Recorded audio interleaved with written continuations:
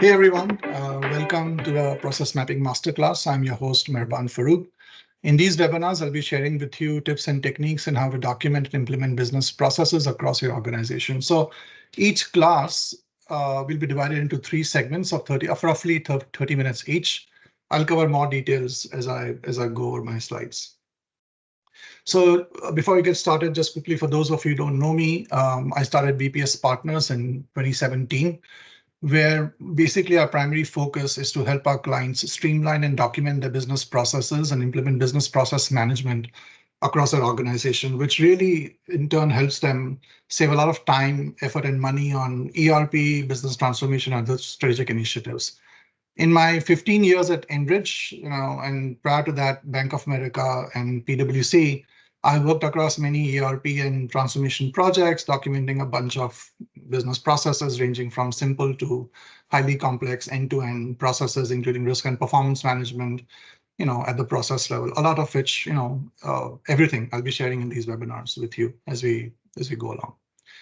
So who should attend these webinars? Well, anyone who has anything to do with documenting or improving or implementing business processes. Since we all know that clear and effectively documenting business processes helps in providing, strategic insights to leaders, helps with implementing the correct business requirements for ERP and business transformation initiatives. It helps mitigate your risks and performance at the process level, helps with change management and everything else you see on the slide. So as I said, today's class and every class will be split into basically three segments, right? Knowledge immersion. I'll share with you stuff around business process management and higher level stuff around implementing processes in your organization and change management around that. Then the second segment will be Visio Mastery, where I share with you tips and tricks and some of my practical examples as to how I go about documenting process maps. And then finally, in the live coaching, essentially, and we have one submission today. This is where I will literally take, a real life process map submitted by you, and I'll do exactly what I do at my clients, right? I'm going to share with you my tips on how you can improve that. So the first two segments will be recorded. I'll try and keep it to 45 minutes so we can put it then on the YouTube channel and you can view it at your own leisure. The Q&A piece, I will not record since I want to keep it like a safe live, environment for you to ask the questions and for us to kind of have a healthy discussion. And the live coaching, of course, I won't record because, you'll be sharing your personal stuff. So I don't want to record that. If you want to reach out to me at any point in time, you got three coordinates on the left, my email, my LinkedIn, through my website. All right, business process management, what is it and the value proposition? So once again, the reason I have this before I dive into hardcore process documentation, and again, this is where I was, right? My personal journey 25 years ago, 20 years ago, 15 years ago, I was so caught up into documenting process maps. It's not like I didn't think high level, but it's difficult, right? When you the details in the weeds, it's difficult for you to think high level. So over the last 7 years, 5 years, I would say I've kind of significantly matured in my thinking. And that's what I want to make sure that all of you who are either attending in class today or viewing it later, it's not just about documenting a pretty process map, right? It's also about implementing it across the organization. So what does it take to implement? So in that context, we need to understand what is business process management. Now, there are many definitions of BPM that you'll find on the internet. The one organization to me that makes sense is ABPMP, which essentially stands for Association for Business Process Management Professionals. I'm the president of this chapter in Toronto as well. The definition of BPM that ABPMP provides is on screen. And the way I want to kind of talk through it is, put my practical lens on it, right? So when I think of process map or beyond process map, there's current state, there's future state. As you're documenting current state, you identify issues and gaps in the current state, including the opportunities, of course. And then as you're doing that, you're trying to identify how to eliminate waste. So the common, term we use from lean process improvement methodologies, downtime, which stands for defects, overproduction, waiting, non-utilized talent, transportation, inventory, motion, and extra processing. So as you kind of go through understanding the current state, you try and identify how you can improve, where are the gaps, and then you kind of reach your future state. What I also do, and again, depends on the client, depends on the initiative. It doesn't happen all the time. But something I learned over my years in Enbridge is how to look at a process at a risk level. A lot of us also look at the KPIs, the performance, which is great. But what I see in my experience is not everybody wants to look at the process risk. And that I feel is very critical, right? It's not just important to streamline a process, but as part of that streamlining, you need to understand process risks, identify them, mitigate them, which is what I call proactive process management, and then look at the process KPIs and figure out which KPIs are relevant. Again, be careful not to choose too many KPIs, but which are relevant and how you can monitor them to further improve the process. In my mind, in my experience, a lot of emotional intelligence is required more than IQ, to be honest, when you're working across the organization, from the leadership team down to the shop floor, across the depth and breadth of the organization, especially when you're working on some of those large scale, complex, end-to-end business processes. I think you need to have a high level of EQ to engage people, to ask them the questions, to gather, to listen, to collaborate, right? Um, Again, it's not rocket science, but I'll be sharing a lot of that in my classes as I go forward, right? Once you document the process, and again, I'm not talking about one or two processes. I'm talking about when you're implementing 20 to 30, core business processes across a BPM initiative or 150 or so processes across an ERP implementation or business transformation, right? That's where you also need some kind of a governance model, like who's the process owner. Typically, I want one process owner, not two, not three, because things never get done. You're always on one process owner. So you need a process owner, you need process council, there's BPM champions. I'll cover a lot of this stuff as I go over it in my future classes. But when I look at the BPM definition with ABPMP, it says that BPM is a discipline management approach to identify, design, execute, document, measure, monitor, and control both automated and non-automated business processes, right? That's everything I've discussed to the left, to achieve consistent targeted results aligned with an organizational strategic goals. 100% agree. The only thing is, I think there's a little bit more than just aligning to strategic goals. These are what I call the 9 core elements of the organization. So, and I'll talk more about it in the next slide, but these are the 9 elements, I think. Again, when you're trying to implement business process management, not just one or two processes, or when you're trying to implement 5 to 6 core business processes, that is the backbone of the organization, right? Whether it is in your engineering department, operations, sales, customer service, finance, IT, whatnot, right? At that point in time, just working on a process and looking at it from a process lens, or just looking at it from a process, technology, and people lens is not good enough, in my humble opinion. You got to look at different aspects, which I'll talk about in the next slide. The second part of the definition talks about BPM involves the deliberate, collaborative, and increasingly technology-aided. And in today's world, and again, there's lots out there, right? Blockchain, AI, machine learning, whatnot. The two tools, I think, for people who are on the process improvement side of the practice, you need to be very familiar with robotics process automation, RPA, and process mining. And again, I'm not going to talk about it today. I have done initiatives on the RPA side. I'm still in the process of learning a little bit on the process mining. I think this is the future where we're heading. And again, we'll talk more about that in the future. But in terms of the BPM definition, it definitely involves technology-aided improvement, innovation, and management of end-to-end business processes, right?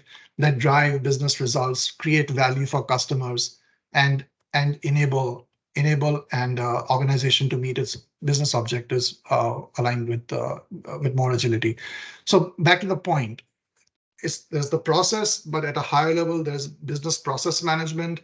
There is aligning your process with 9 core organizational elements. And then there's a technology piece of it, whether it is your SAP or Oracle, from an ERP perspective, but more so RP and process mining are 2 tools that are critical for process improvement that we'll talk about in the future. Okay, so with that, let's dive in a little bit on the organizational DNA alignment, as I refer to. So when you guys signed up on my website, I hope you saw on my homepage, that pretty much is kind of my purpose statement that I've evolved, to be honest, over the last 7 years. When I started consulting 7 years ago, I was again more focused on, process, ERP, and I'm still am. But now that I document processes or when I'm engaged in improving business processes, I I definitely look at it from 9 lens, right? Uh, and again, something I've developed over the years, and I'll tell you candidly that you can have the best people, the best process, the best technology, the best performance measures. But in my humble opinion, if it's not aligned to your organization's core value, culture, vision, purpose, and strategy, unfortunately, you won't succeed. I don't want to use the word fail, but you will fail. You will not succeed the rate at which you can potentially succeed, right? So that's why you need to connect all the 9 elements together. So the way kind of I see it at a high level is you'll see culture is on both sides of the equation, right? So there are certain tangible aspects, and then there are certain abstract desires, as I call it. So if you think about it, your core values of an organization, right? That's a desire. That's how you want it to be. Again, culture as a leadership team, there's a certain, you desire your culture to be a certain way, but in reality, it can be very different, right? Now, when you're a small organization, of course, of 10, 15, 20 people, 100 people, it's relatively easy for you to kind of create the culture or bend the culture the way you want it to be. But when you're 10,000, 20,000 people organization across 3 continents, right? Good luck. It takes a lot of time and effort, years, to develop the kind of culture that you want to develop based on your core values, right? So core values, the desired culture, your vision, your purpose, and your strategy are the abstract values that you have. On the tangible side, the actual culture that we have in any organization, the people, the process, the technology, and the performance, this is what you kind of start observing and measuring as you enter an organization, whether you're going through a business transformation initiative or you kind of documenting 10 core end-to-end business processes. The whole idea is to try and connect to them, right? Again, there's a lot of theory, but before I get into the practical nitty-gritty of showing you how to connect the boxes, I want to make sure that we understand the implications of when you document process, how do you go and implement it in the organization? So at a high level, to enhance operational excellence, it is vital to align our organization's culture, people, process, technology, and performance with its core values, vision, purpose, and strategic direction. Again, not to get too caught up in definitions, but core value. So what is a core value? A core value is a set of vital and timeless guiding principles for an organization. What is a culture?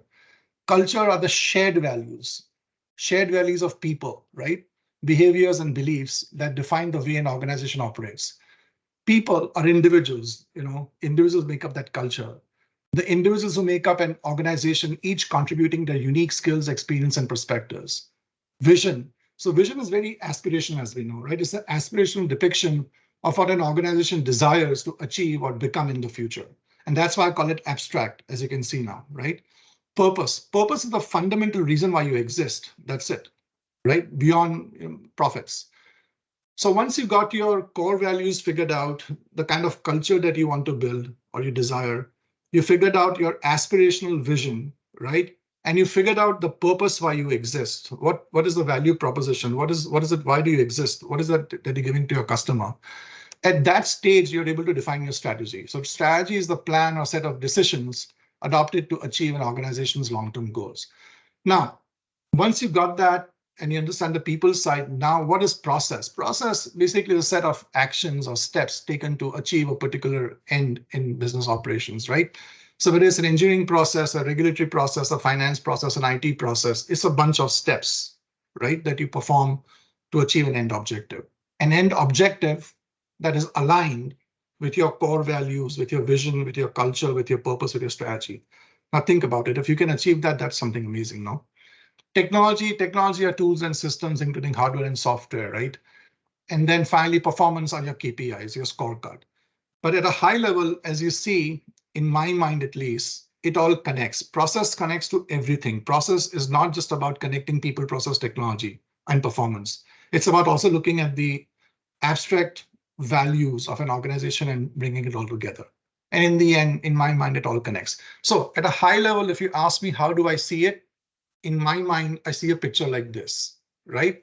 That core values basically feeds your culture. If you have the right core values defined as a leadership team, and more importantly, it's not about just writing, with due respect, core values on the organizational hallways and the TV screens, and the placemats. But it's more about practicing that core value in real life, right? From the leadership team down to the management team, all the way down to supervisors. When you really practice those core values the way you want your culture to be, and then you're able to have a very clear vision, a very clear purpose, and a very clear strategy that's all tied together, and you're able to effectively communicate it, not just as part of an ERP project, not just as part of a business transformation project, not just as part of not just part of a series of 10 emails that goes out 6 months and then nobody follows it, but truly people, leadership team follows it, embraces it, right? And as we know, action speaks louder than words, right? So when you do that over years, and again, if you're a large organization, you can build a culture that you desire based on your core values. But bringing it down to the process. So process, as I say, is a bunch of steps, right? Is a bunch of steps that, how a work should be performed. Now, should a work be performed based on how John feels about it? Should a work be performed based on how Mary feels about it? Or should a work be performed based on best practice? Should a work be performed based on a bunch of intelligent people who get together in a workshop, put their heads together, right, and discuss how those 15 steps or 12 steps or 17 steps should be performed, right? Perform based on what is the overall strategy of the organization? What purpose do you want to achieve? So when I talk about, I'm not talking about how you make a coffee process, right? I'm talking about your lifeblood core end-to-end customer-facing processes, supply chain process, right? Um, Engineering processes, operations. So you can begin to see what I'm talking about, right?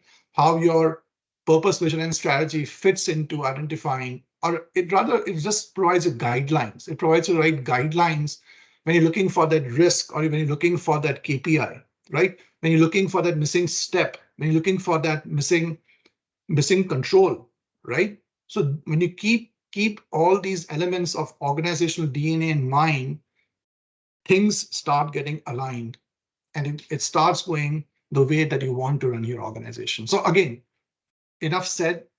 I hope I've kind of had an opportunity to kind of display that when I go into process documentation and documenting in Visio, yes, we need to learn how to use Visio. Yes, we need to make it pretty. Yes, it needs to make sense at a high level to the CEO and to the new rookie who's just joining the organization to look at the same process and start the work or do the work the way it's supposed to be done, not just based on how Mary or Susan tells him to do, right? But there's a lot more beyond just process. I hope I've been able to make that point very clear. And again, just to kind of bring back that slide, that's how it all connects, right? Now, again, what I've just done is based on Google and kind of my common sense. Again, these are conceptual examples, and I'm not going to go through each, but these are brand names: Walmart, Amazon, Exxon, and Apple. And you can see if I line up those 9 core elements of the organization, how they kind of flow together. So again, I'm not going to read through it all, but organizations spend a lot of time around defining the values and how they want the culture and vision and purpose and strategy to be. And of course, in selecting the people and the technology and performance. When it comes to process, it has to tie together. That's the message. All right. With that, I'm going to go into some examples of process mapping. So I got a lot of questions when I started this masterclass. Got a lot of questions around, what are the different levels of documenting a process map? And to be honest, again, 10 years ago, 15 years ago, I was also very confused, right? So when somebody says high level or mid level, level 2, level 3, I mean, I've heard many different things from many different consultants, but this is what I'm about to share with you is my way of looking at this, and I hope this makes sense. Okay, so what I'm about to share with you will be in PowerPoint, and then I'm going to share with you in PDF as well. I've already sent some of these PDFs before, and after the class, once I upload it on YouTube, I'm going to share the PDFs with you as well. And of course, these are all sanitized because what I'm sharing with you is real, examples from the clients that I've done over the last, 7 years or so, but it's completely sanitized. So when I look at this is the example of a simple process, right? This is level one. That's it, right? You got your swim lanes. Um, you got your swim lanes, which is, whether it's a department or a role. You got your process, step number, so on and so forth, right? At a high level, right? And then I always have page 2 where I show explanations or controls. So you can see that number 1 on the left is that explanation on page 2.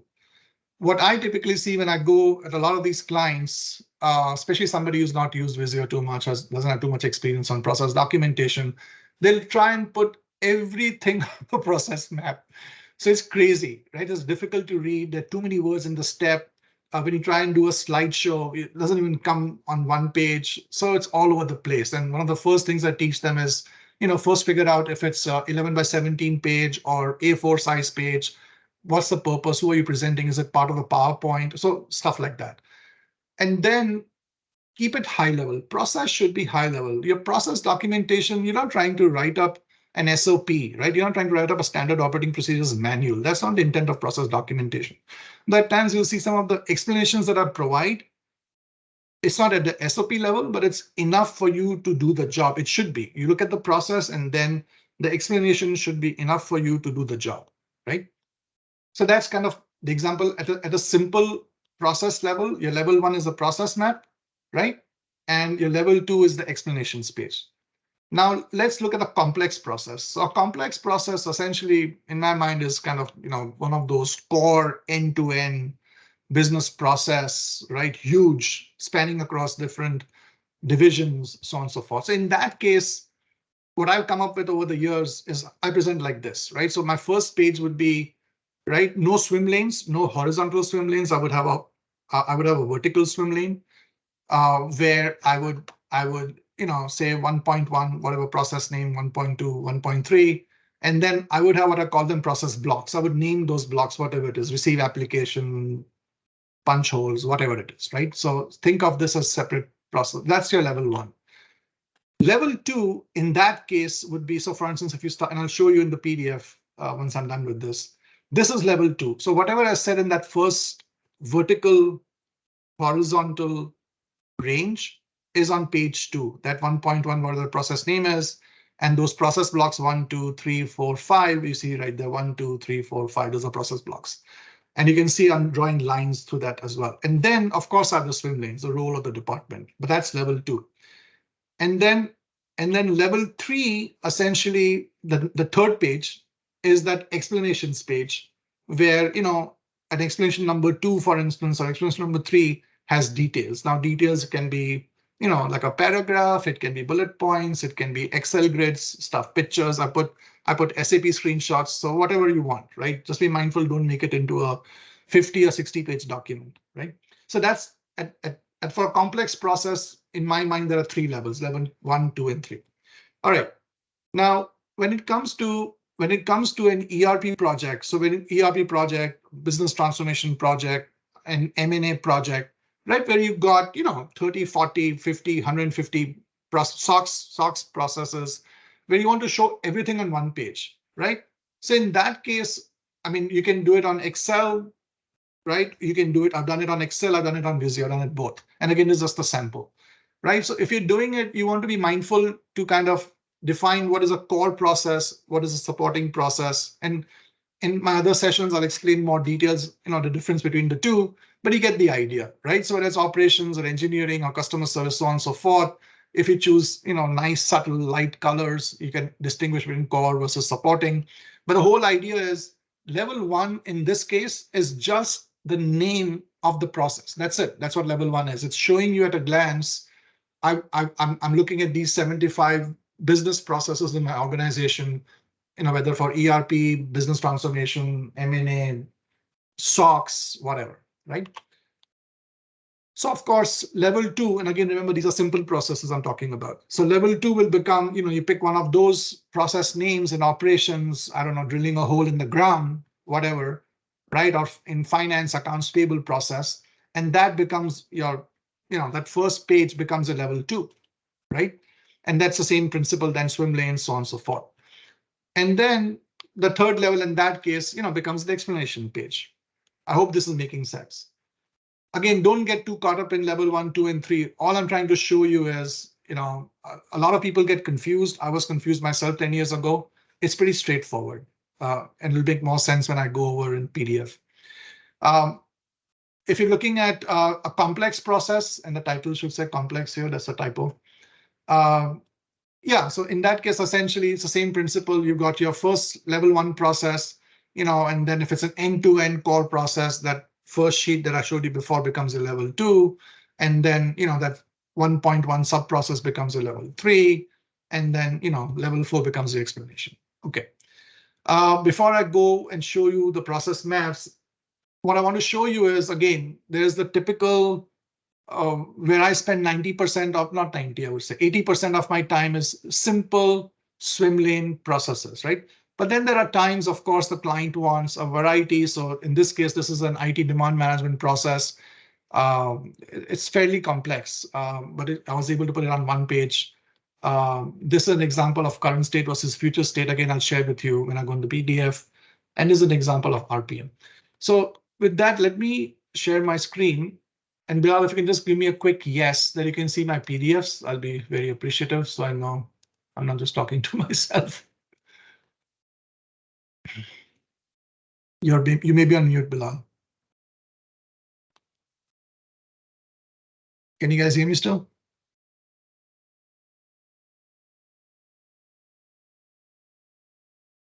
Yes, can you hear me? OK, great. All right. So this is the example. And again, I've sent this email, I think on Jan 14th, send an email with my sample PDFs and also send a template, a Visio template. This was the one. So this is a simple business process, right? Where you got swim lanes and steps. I'm going to talk to you a little bit. You got step numbers up top. Do you see that 1.1, 1.2? I think this is important to put because when you're talking in a boardroom of 25 people, it's very difficult to go at the screen and point, right? And I know you got pointers, but at times the pointers don't point properly to the screen. So it's easy to say I'm talking about step 1.7 and then 1.8. And when you're presenting, it's also easy to follow your own flow. So what I would do is I would document the process first, and then it's storytelling. So the way I would like to tell the story, or the way I would like to tell the process, is exactly how I would put the step numbers 1.1, 1.2. I hope that makes sense. The gray boxes, at times I would put boxes. By the way, you'll see my legend down below. I put the legend, in white is regular, and yellow it's future, so on and so forth. For the subsequent processes, at times I might use a box with gray, or I might put a circle gray, whatever you want, just put the legend, right? For those of you who are crazy about BPMN, business notations, process notations, I don't use BPMN symbols. It is very complex. Most of the work that I do is with the leadership team or on transformation projects of the business, and they have no time to learn these symbols. 99.99% of the times I would just use a box, simple box like this, and a decision. That's it. I don't even use a document, or if I have to, I'll use it if the client insists. And I would use the automated, the database where there's an automation required. But what I find is just the decision box, diamond, and the step rectangle or square is enough, right? To draw the process maps. So yeah, so on the, you'll see on the explanation on the left, 1, 2, 4, whatever steps I have, I'm putting explanations there, right? I would also, so again, if it's a SOX process or if it's a normal process where you want to show operational controls, I would have a third page where I would show controls. Or if there's not many explanations and controls, I might just put a line in the center. On the left, I'll have explanation. On the right, I'll have controls. Simple. All right. Complex process. So this is an example of a complex process. As I was saying, process name up top. Now, When I typically go to clients, one of the first questions when it comes to a complex process, one of the first questions they'll say is, hey, how will you document? How will it go? I said, I don't know, right? I'm gonna start talking with you. I'm gonna hear you out, and then kind of we'll go from there. So typically, the first page will show a process block, and then as you can see, the 1.1 sub-process name, right? That's down there, process blocks, so on and so forth. I'm going to send all this to you. You can go through the details. Explanation page, you can put bullet points. At times you'll see I highlight stuff in bold. I would highlight in bold and red at times or blue at times as well, because it stands out. End user journey, this is an example of an end user journey where um, uh, I kind of showed the current state on the left, future state on the right, color coded, as you can see, turquoise blue and orange, and new steps in yellow, so on and so forth. Again, I'm just giving you some ideas. These are the swim lanes and all as well. This is the IT demand management process. It doesn't have to be IT demand management. I'm showing you how you can use Visio, right? So one point I should make up front, in my entire 20 years of doing this, I've never used anything else besides Visio. I know there are a lot of tools out there. I've not used them. I just find Visio is very versatile, and it's very freehand drawing. I just love it, right? So that's kind of what I use it for. So once again, you've got the process map and you got the explanations, right? This is an example of an RPA process where I used symbols to identify which steps I want to keep manual, which steps I want to improve before automation, which steps should be automated, so on and so forth. Once again, so in this case, you can see I put screenshots of SAP. So rather than saying step 1.1, here's the bullet points or paragraphs, I kind of put the entire screenshot of SAP and highlighted the relevant section and put my points there. And again, I hope this is giving you some ideas. All right, so next step, let me go back on the agenda. Give me 1 second. Yes, let's see what's on the agenda.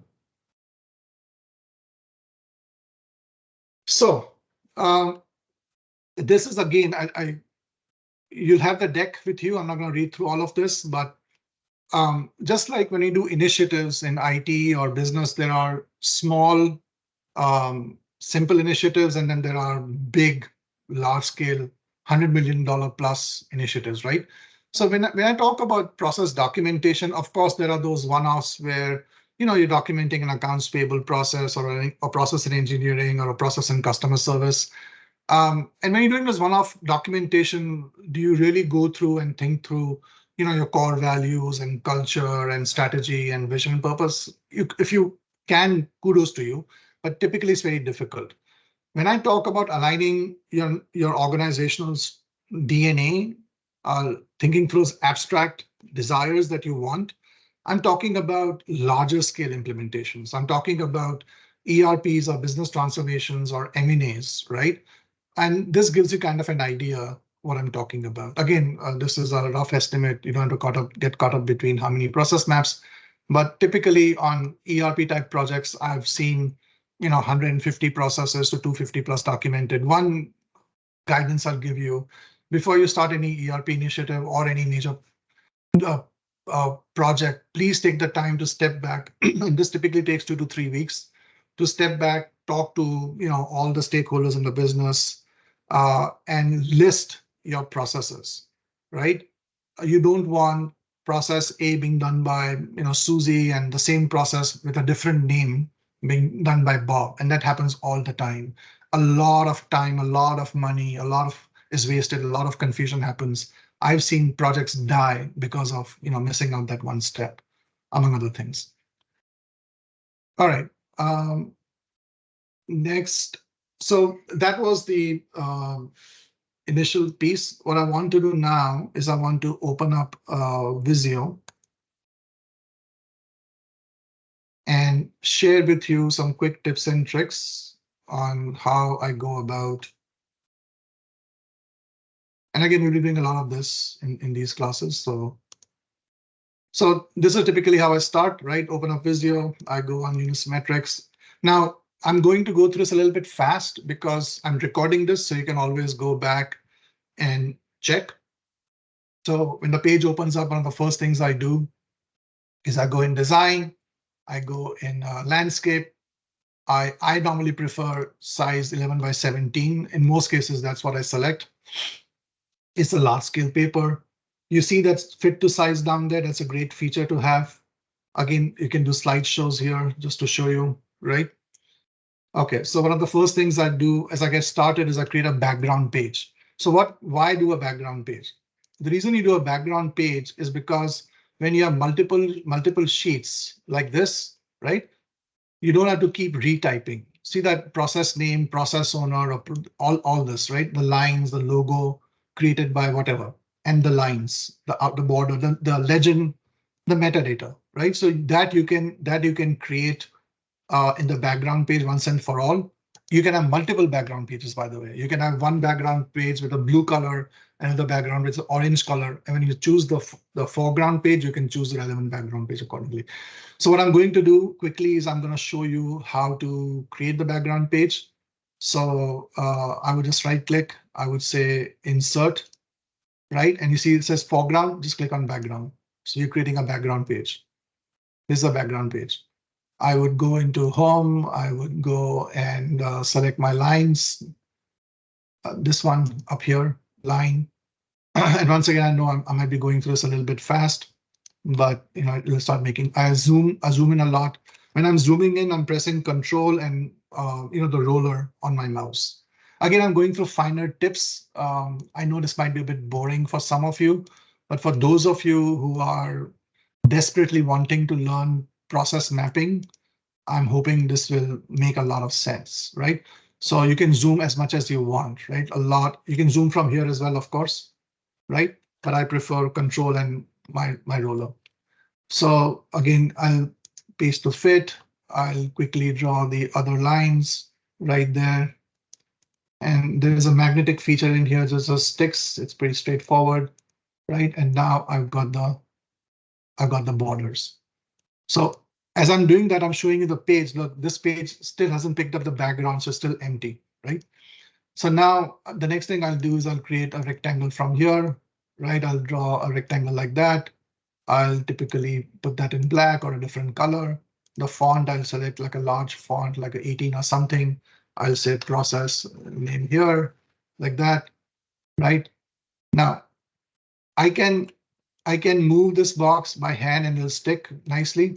Or what I can also do, and this feature, I love it. You got align and position will become your best friend. I might select the top line right there. Then I'll select this step or this box. I'll go align, I'll go left, and then I'll go top. It perfectly aligns, right? This I would typically go 0.5. These measurements down here also are critical. So when I click on this any shape, when you click on any shape, down you see width, height, angle. So the height I would keep in this case 0.5. And again, you don't have to follow my instructions. You can build your own, but these are things I picked up over time. It just is easy because once I do that, processing here, what did I do? Okay, the font is white, right? Then the next step, next box that I select, if I want to say approved, let's say I want to say approved by, right? And then and left align, bold, and I want to write approved date, right? So since this is 5 in height, I'll make both of these 0.25, 0.25, right? So now it fits nicely up top here, and that fits nicely up top there. You see what I'm saying? Right, I'll extend this a bit. I'll copy both of these, right, like that, right there. Right, and I'll do created by or version number, whatever you want. Right, so created by, created date, so on and so forth. I'm just being mindful of time. I want to finish this recording in the next 5-10 minutes. So the next thing, you can put page off and your logo and stuff down here, right? This is a place for logo, right? So if I step back and I look at the page, see what I've done? I've created the background. Now again, I'm not taking time to put all the legends here, but I would put the legends also down here. So if I go back on the main page, the first that I started with, see, it doesn't have the background yet. Now these are minor points again that I'm sharing with you for those of you who are in the process of documenting process maps in Visio. Knowing this will significantly save you time, right? So what you do is you right click on the page, you go back on the page setup, and you select the background, right? You select that background. And you go on background. No, oh, sorry, give me 1 second. My bad. You go on page 1, you right click, you go page setup. In the background, it says none. So in the background, you drop it down, you select background 1, and then you apply that. And bada bing, bada boom, you got it. So now when you want to create a new page, you go insert. It automatically says foreground is picking up. You got a background, right? It says you want this background 1. Yes. Right. So that's how you get the background. Now, in terms of drawing the process shapes, I would click here, go on more shapes. Typically, I just like the flow. I go into flowchart, and in flowchart, I'm looking for basic flowchart shapes. Once again, more shapes, flowchart, and the flowchart, I'm looking for basic flowchart shapes. Visio has a lot of options. I mean, you can literally create architectural and engineering drawings and PERT diagrams and stuff. But for our purpose, this is enough. So when you do select, it comes on the left. I'm on the first page. You put your boxes there. You start dragging your boxes, whatnot. So you'll notice when you select, depending on your default setting, but in most cases, default setting is set to Calibri 8. I like Calibri, but I don't like 8. 8 is too small. So depending on how many steps I have, I might select. So this is the process. I'll just write something here. Process step, right? And then I'm going to copy this right there. So this is size 8. This is size 10, right? And this is size 12. Again, minor details I'm going through, I know. But for those of you who have to present some, see, 8 is too small. If there's not too many steps, I would prefer to do size 12, especially if I have or font size 12, especially if I have 11 by 17. But in many cases, I'm struggling for space.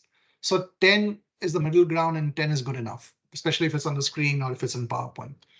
All right, how do I draw swim? Now, Visio has stencils. I do not use stencils because it's just difficult to manage. So for swim lanes, I would draw it like this. I would height, I would select again is 0.3. I would go and fill it in gray.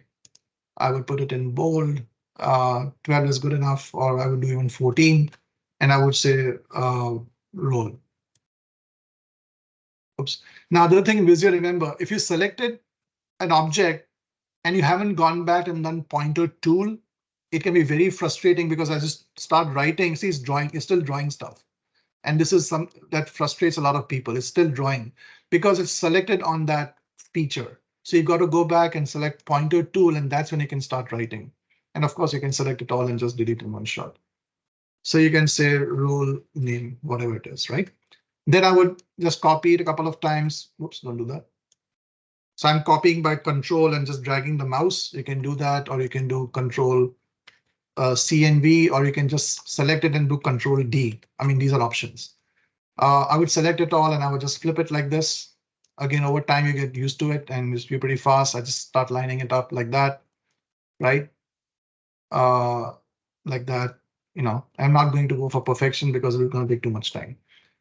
So I got my swim lanes. The next thing I need is line. So up here, I'll go for line. You see where the square is. Again, I'll go and select the line. I'll draw the line from here straight like that, pretty much, right? Now for the line, I typically, again, it depends, right? I would like people to read the process step and not get caught up on the line. So what I do is on the line, I want to keep it a little light. I would go and select the line color. I would make it like typically like a lighter gray. I would even go in the line and select dashes, right? So it's not too much in the eyes. Now, the other thing you can do again is just duplicate it, copy paste. You can just drag it down, or you can select the role name. Once again, align is a very good feature. And then select the line, go to align, go to bottom, align, and go to left. right? The more you get comfortable with these steps, it's much easier. So once again, you've got your process steps, and I'm again not going to take too much time because I'm not actually drawing an actual process. I'm just showing you how to do it. That's my start right there, right? And that's my end right there, right? Start and end, I prefer to put it in gray because it stands out. I put it in bold and all. I'm going to make all of these font 10, right? And I'm going to put a decision box here and there just to kind of, right? Now, the other thing I want to show you is this is the connector. So you connect the steps like this, right? You go from here to there. But as you start seeing, if I show you in slideshow mode, you see there's no arrow. So when you select and you put the line and there's no arrow, what you need to do is you need to go into design and drop this down. And in the first one, select, I think it's called simple, just simple. So you do simple, right? The line comes with an arrow. Now, you can always right click on the line, put the arrows like you did in PowerPoint, you can do all that. Yeah, so that's pretty basic what I wanted to show you today, right? I'm just going to draw a few lines just to kind of show you how it starts lining up, right? I'm going to just do this there, just 2 or 3 more things I'll share, and then we'll call it a day. We'll take Chanel's process map that she shared with us, and we'll go over that in real time, and I'll see what I can do to improve it. And that will, what I'm hoping is not just helping Chanel by doing, see the whole purpose I started these classes, quite frankly. I mean, I pick up a lot of that at my clients, of course, but as I was doing these ABPMP webinars last year, I didn't appreciate it as much, but a lot of people honestly don't even know basics at times, right? And so the whole purpose of this masterclass is for you to send your real life process maps that I can give you ideas to help improve one-on-one coaching, and those sessions won't be recorded once again. All right, so just to quickly show you how I line up things, right? So if things were off like this, I would again select, the whole thing, go here, do middle. I would select this and that and go center, right? Select these, go middle. So this align feature is great. And start lining them up like this, right? You can write on the lines, right? Of course, yes, no. The other thing I observe when I go to clients, so you see how each step is connected. So you see a flaw here.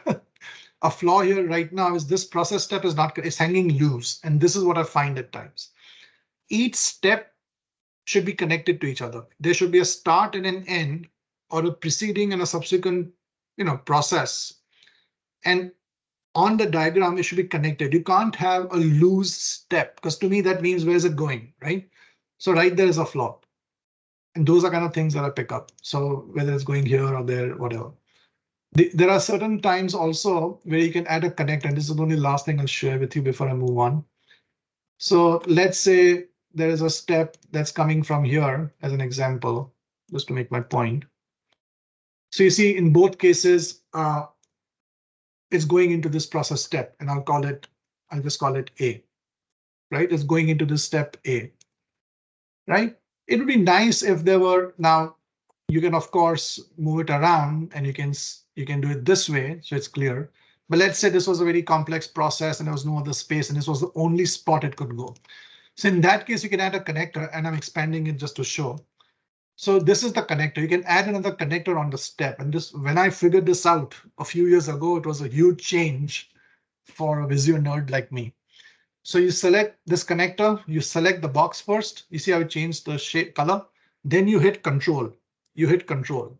So when you hit control, see how the shape changes, right? It's saying where do you want to draw that connector. So I would just point towards and just hit my mouse once. So when you do that and you step out, now what you've done is you added a connector. So then you select on the line, you grab it and you put that. The advantage of doing an extra connector is when you move your box around, see it's connected. It's connected. That's the beauty. The last thing I'd just like to share with you is, let's say this is a line center, right? For some reason, you don't like this no in the center. You want this no closer to the diamond. So in that case, you select this text block, click it once, and then just with your cursor, you drag it up, up, down, whatever you want. Right, same thing. So back to the pointer tool on this yes, let's say I don't like it where it is. I'm dragging it a bit up like this, and I'm putting it back there. All right. Okay, so I'll pause at this now. I'll end the recording and then I'll open up for Q&A and we'll go from there. So let me stop the recording.